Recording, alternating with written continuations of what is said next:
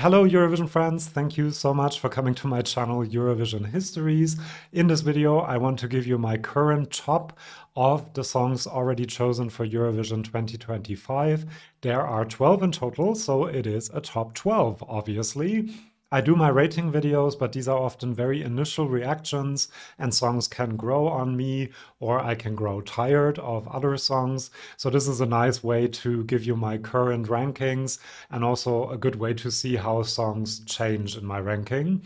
And in the rating videos, I also look at very specific aspects, and here I just look at the song as a whole and which one I like best. So let's get right to it. My number 12, and I should say, this is my personal subjective opinion. I'm going to give you my honest opinion. If you disagree, let me know in the comments why you like a song more than I do, and then maybe I will change my perspective on the song. That sometimes happens, and that's why I love your comments, reading your comments. In 12th place, I have Emmy with Like a Party for Ireland. I understand why a lot of people like this. It feels nostalgic. But even when I was a kid in the 90s, I didn't like these kinds of songs, and I still don't like them. I like them even less now.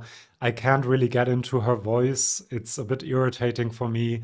And also the whole topic of this song, singing about a dog that died in space under probably horrific circumstances and do a dance song about it. I'm not quite sure about that. I mean, the dog died a long, long time ago, but still, lots of different reasons why I can't really get into the song. All the best for Ireland, though. She's a sweet girl, and I think we'll have a lot of cool interview moments with her, but it's just not my thing, this song. Here, it really breaks my heart to have Spain this low because I really want Spain to win Eurovision again. Melody and Esa Diva, it's a great performance. Well, it's a very over the top and entertaining performance. Not sure it's great per se. She has a great voice, a lot of charisma on that stage. But the main thing here is the song, which I just can't get into. It sounds very dated to me and like something that we've heard 700 times before at Eurovision. And that's why, unfortunately, it's my number 11. In 10th place, I have Mariana Conte for Malta. Again, I understand why people like this song. It has the pun with the title, obviously, which I found funny for 2 minutes. And then in the last minute of the song, I had already grown tired of it a little bit. The song itself is like a glued together version of songs that you hear on the charts, not very original, and I can't really get into the song either. The performance is kind of fun. She is really the main selling point of this whole thing. She has a great voice, great charisma, and I hope she's fine after the accident she had. But she really deserves a better song, according to me at least. I have seen a lot of people loving the song, but I just can't get into it. Laura Thorne, La Pupée monte le sang for Luxembourg. I think the lyrics of the song are kind of interesting because they reference the second winner for Luxembourg, Poupée de cire, Poupée de sang by France Gall, but kind of like in a way that now women are more independent. They're not a Poupée de cire. However, I also like her. She's charismatic and sweet. She really performs the song really well. But the staging is just way too saccharine for me, way too sweet, way too pink. She's too much of a puppet for most of the song when the lyrics say something different. And I also think that the song sounds a bit too junior Eurovision to me, just too sweet for me to get into. It's just not my cup of tea. But I'm happy that a song like this is in Eurovision because we need songs like this as well. In 8th place, I have a song that most people have. In last place, I think, Klemen with How Much Time Do We Have Left? A very personal story that he's telling in the lyrics. They are very direct, very on the nose, which usually is something I criticize, and I do criticize it here a little bit, but he's telling his personal story, and so it makes sense to have it in a direct voice, so to speak, and it's better to be direct than to have very tired metaphors to express the same thing. The song, I understand, is boring to a lot of people because not that much is happening. There's not a lot of changes in the instrumentation, but he sings it well, and the whole song gives me just a cozy feeling, and so that's why it's my number 8. In seventh place, I have another song that a lot of people don't seem to like as much.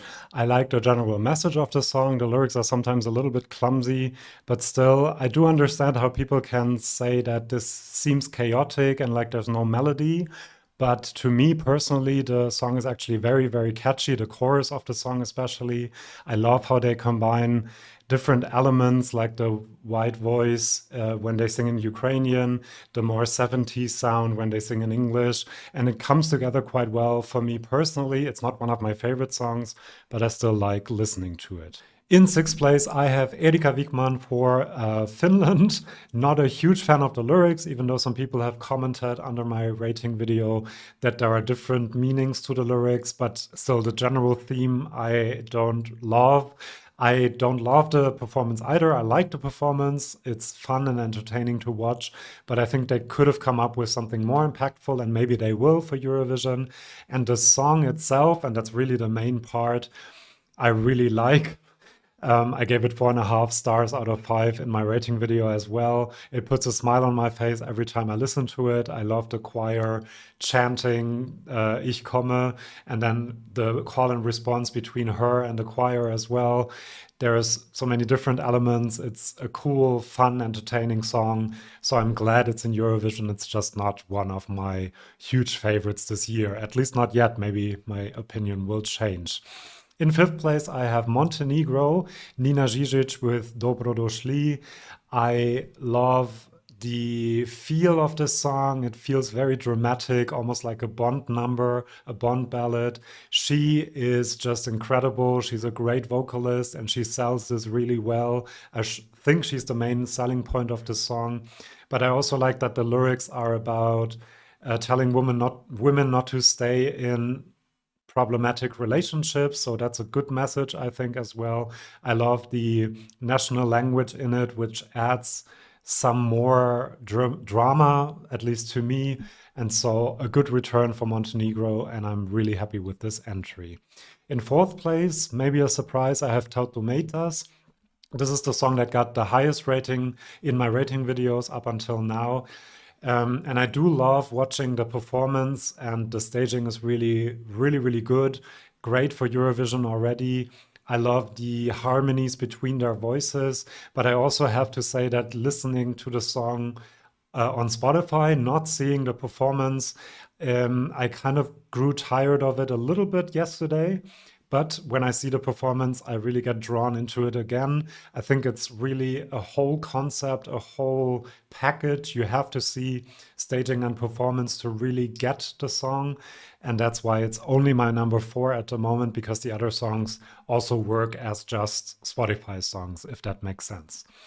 In third place, and that's kind of a surprise to me as well, I have Red Sebastian with Strobe Lights. I usually hate trance and techno songs, but this one kind of hit home for me. I don't know why exactly.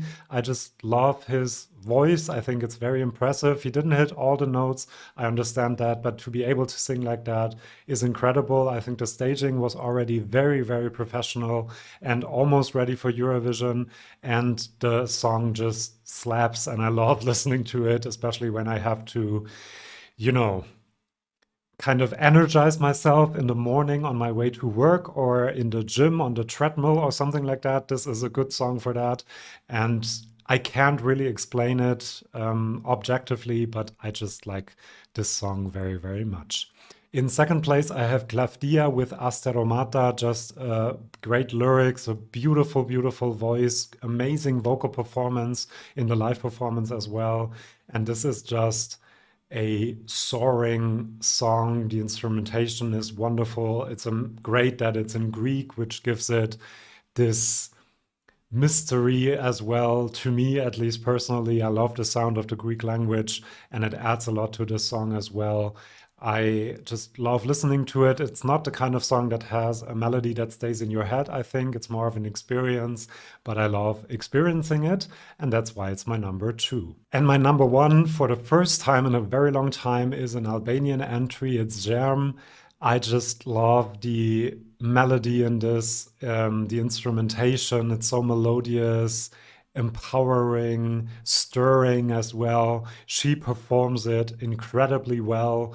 There's just something about the song that, yeah, that I love. I can't really explain why. I think it's the melody. It's not catchy per se, but it stays with you. It creates a special feeling. And this is the kind of song I really, really love. It's very rooted in the culture, but it still is accessible enough for someone like me to really fall in love with it. And I've seen a lot of people loving this entry. The main issue with it is kind of his spoken word part that I don't really think the song needs. But otherwise, this is a wonderful, wonderful entry that I will be listening to a lot until Eurovision and also after it. So thank you, Albania, for the great song. Do let me know in the comments your personal top 12, also why you disagree with me on some of the songs. As I've said, sometimes your comments can change my opinion of these different songs, so I'm interested to read them. Thank you for watching the video. Do subscribe if you don't want to miss my top 20, top 30, and so on, and also the rating videos for the other songs coming out soon. So do subscribe, and then I'll see you for my next video. See you then, and bye-bye.